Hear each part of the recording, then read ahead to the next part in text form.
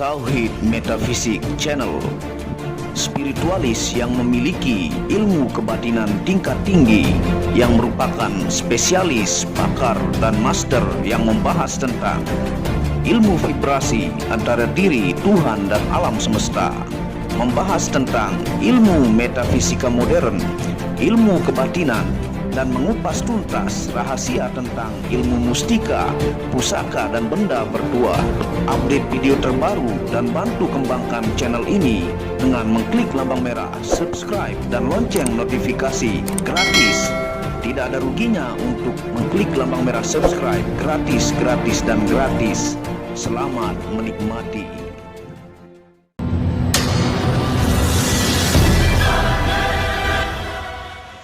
Bismillahirrahmanirrahim. Assalamualaikum warahmatullahi wabarakatuh. Alhamdulillahilladzi hadana lihada wa ma kunna linahtadiya laula an hadanallah. Asyhadu an la ilaha illallah wahdahu la syarikalah wa asyhadu anna Muhammadan abduhu wa rasuluhu nabiyya ba'da. Rabbi shrah li sadri wa yassir li amri wa hlul 'uqdatam min lisani yafqahu qawli. Alhamdulillah, bersama saya lagi dengan Muhammad Hamdan Al-Ghazali dalam second channel Tauhid Metafisik. Pada kesempatan yang berbahagia ini saya akan menjawab pertanyaan-pertanyaan dari teman-teman Nusantara dan Singapura, Brunei, dan semua yang menanyakan yang saya kumpulkan, yang judulnya adalah apakah semua batu akik atau jenis permata bisa dihidupkan energinya atau diaktifasi 5 unsur ya. Nah, jadi tonton video ini sampai selesai supaya Anda mengerti, tidak gagal paham dan tidak menjadi fitnah karena kegagal pahaman Anda. Nah, apakah semua batu akik itu bisa dihidupkan ataukah diaktifasi energi alamnya ya? Jawabannya bisa ya. Yang penting bendanya itu adalah natural dari alam, dan yang Anda harus perhatikan, masing-masing batu akik atau mustika, ataukah itu keris, ataukah itu pusaka, itu tuahnya bisa selaras dengan fungsi yang sudah ada dari alamnya ya. Jadi masing-masing batu akik ataukah mustika, ataukah pusaka, ataukah benda yang terbuat dari jenis besi yang berbeda-beda itu memiliki beda watak, ataukah beda fisiknya juga, beda karakternya juga, beda tuahnya juga ya. Itu yang Anda harus pahami. Misalnya fosil mani gajah ya, Anda mau aktifasi untuk penjagaan ya, menurut saya itu tidak maksimal. Mungkin bisa ya, tapi sangat tidak maksimal, karena memang fosil mani gajah ini untuk secara cek energi 5 tahap ya, dan ada caranya, bukan ngarang-ngarang. Itu memang untuk pengasihan ya, untuk buka aura, untuk karir ya. Itu memang energi dari alamnya seperti itu ya, dari karakter fisiknya, dari zat magnetismenya ya. Itu vibrasi turun-menurun dari nenek moyang, itu bisa menghasilkan efek tuah untuk pengasihan. Nah, kalau dia untuk pengasihan, Anda ganti ke misalnya untuk aktif tahan sajam ataukah untuk anti sihir, anti santet, ya tidak maksimal, bahkan tidak bisa ya. Nah, kalau Anda melihat ada yang bisa melakukan hal itu, jawabannya tidak akan maksimal ya. Karena pengalaman saya untuk aktivasi ini sudah sangat lama ya, dan meneliti secara ilmiah, saya teliti, saya lab ya, bahkan saya nge-lab batu itu. Sekarang itu ada sekitar 60 saya lab gemologi. Itu saya teliti secara ilmiah dari buku-buku gemologi, dari buku-buku kristal healing, namanya penyembuhan oleh kristal, dari buku-buku Eropa. Itu lebih dari ribuan buku saya teliti ya, dari situs-situs gemologi dunia. Jadi bukan hanya mau-mau kita gitu. Misalnya badar besi untuk pengasihan ya nggak bisa ya, karena dari semua jenis buku seperti Crystal Falls ya, ataukah buku Asian Gemstone yang meneliti hal metafisika pada gemstone itu rata-rata fungsi. Misalnya badar besi itu memang dominannya untuk penjagaan ya. Nah, jadi itu pun saya benar-benar bertahun-tahun meneliti, mengelab memo. Saya tidak tanggung-tanggung, saya totalitas ya. Saya lab semua batu saya pelajari kandungan mineralnya dari 4 sampai 10 situs dalam penjelasan, dan secara metafisikanya pun saya teliti ya.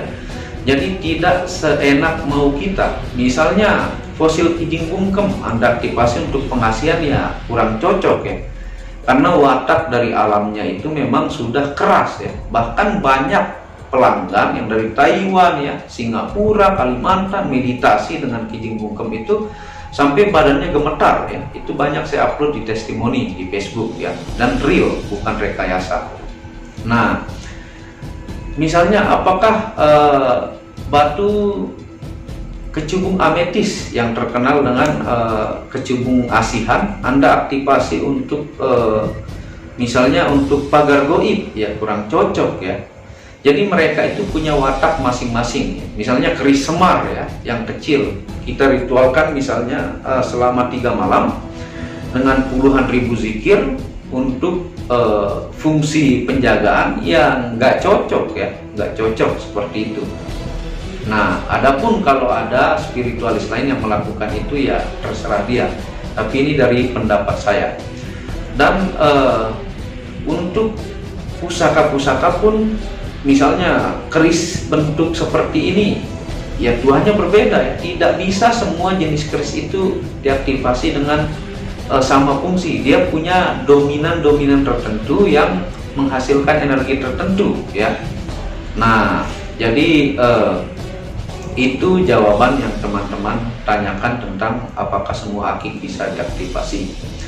Nah, pertanyaannya, apakah ada akik dari alam yang sudah memiliki energi yang kuat tanpa diaktifasi? Ada ya. Namanya kalau orang Malaysia sebut energi semula jadi. Kadang benda itu sudah memiliki khodam alami yang tidak bisa diusir atau tidak bisa hilang ya.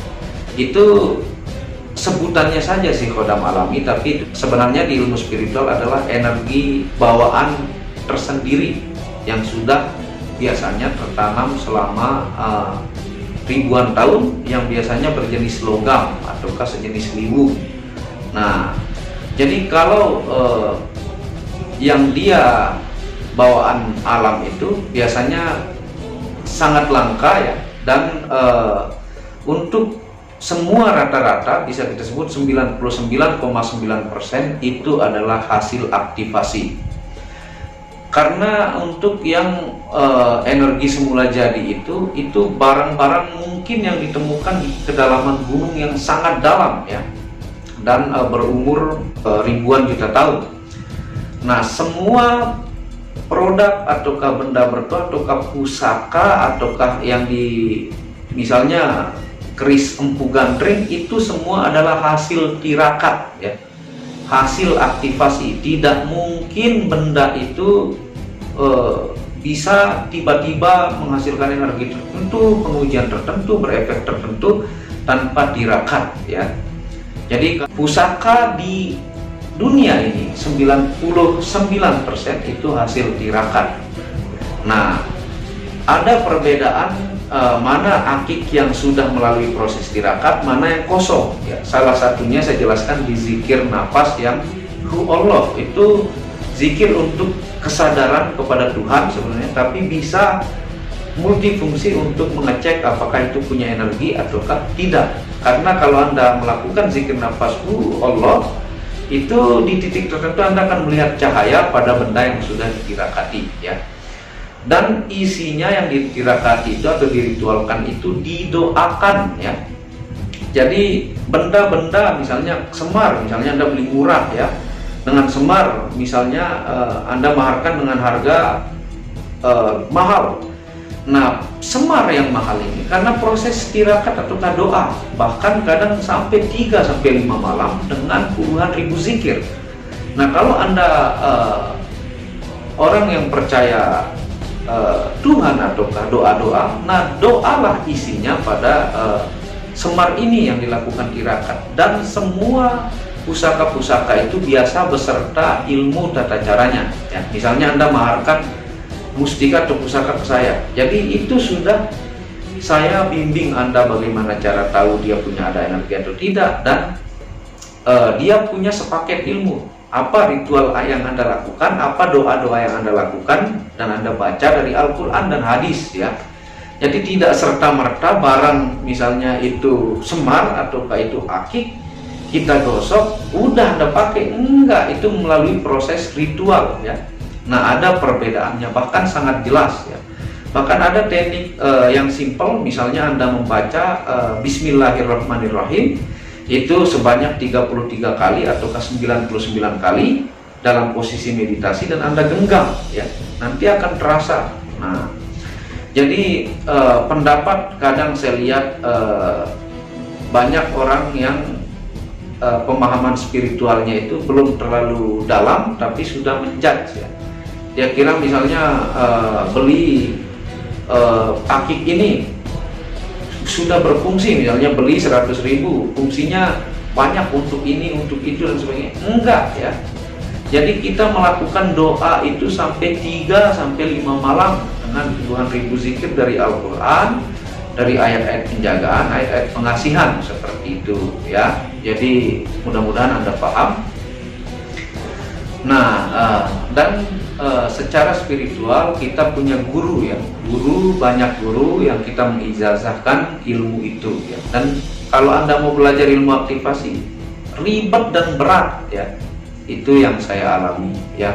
Mungkin Anda tidak mampu, jadi membuat Anda stres atau gila, makanya saya tidak memberikan, kecuali Anda belajar khusus sampai 3 bulan. Saya perkenalkan dengan orang-orang yang mengijazahkan ilmunya. Nah, seperti itu. Bahkan pun dalam kisah-kisah seperti ulama-ulama, tongkatnya berkaromah, wali-wali, ataukah cincin-cincinnya para wali, cincinnya Sulaiman, ataukah tongkat Nabi Musa, itu menandakan bahwa benda itu memiliki energi, ataukah batu Hajar Aswad ya. Nah, jadi mudah-mudahan Anda paham penjelasan dari pertanyaan-pertanyaan Anda di Nusantara ataukah di luar negara. Dan terima kasih sudah menonton video Tauhid Metafisik second channel ini. Jangan malas, bantu terus channel ini untuk mengembangkan dan mengklik lampu merah subscribe gratis dan lonceng notifikasi gratis. Dan kunjungi channel pertama saya, itu channel Muhammad Hamdan Al-Ghazali, yang banyak membahas tentang ilmu kekayaan, ilmu vibrasi, ilmu kebatinan. Channel ketiga itu Maniak Aki, membahas lengkap gamestone secara internasional, gemologi, kandungan mineral, aura zodiak, dan metafisika modern.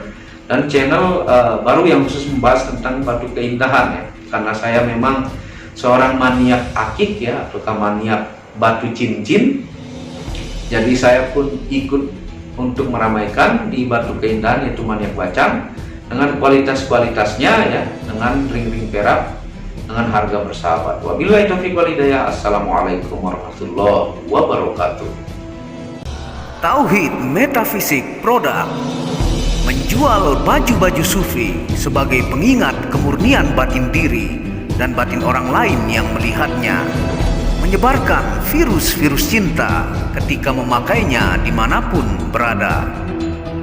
Tersedia semua jenis ukuran, baik laki-laki dan perempuan, ukuran panjang dan pendek. Harga promo murah dengan kualitas cotton dan sablon terbaik. Kontak admin WhatsApp 0858 1688 0424. Inilah review baju sufinya. Baju sufi yang pertama, logo Tauhid Metafisik, lambang Tauhid. Yang di belakang yang ada hanya satu.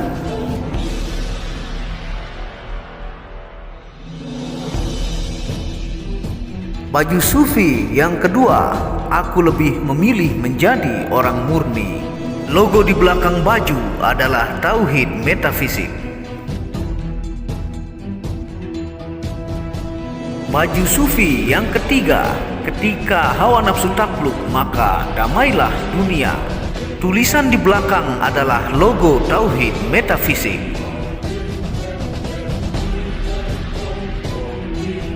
Baju sufi yang keempat, aku patah hati pada fananya dunia. Tulisan di belakang baju adalah logo Tauhid Metafisik. Baju sufi yang kelima, suara nuranimu bersih dan murni. Tulisan di belakang baju adalah logo Tauhid Metafisik. Baju sufi yang keenam, ego diri adalah dinding pembatas antara diri dengan Tuhan. Tulisan di belakang baju adalah logo Tauhid Metafisik. Segera pesan baju-baju sufi, stok terbatas. Terima kasih.